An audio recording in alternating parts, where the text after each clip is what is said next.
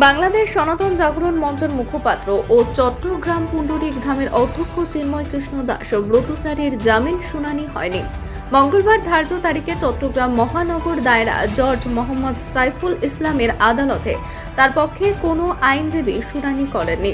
পাশাপাশি রাষ্ট্রপক্ষ মামলাটির শুনানি না করে সময়ের আবেদন করেন। সব মিলিয়ে আদালত পরবর্তী জামিন শুনানির জন্য 2রা জানুয়ারি তারিখ ধার্য করেন।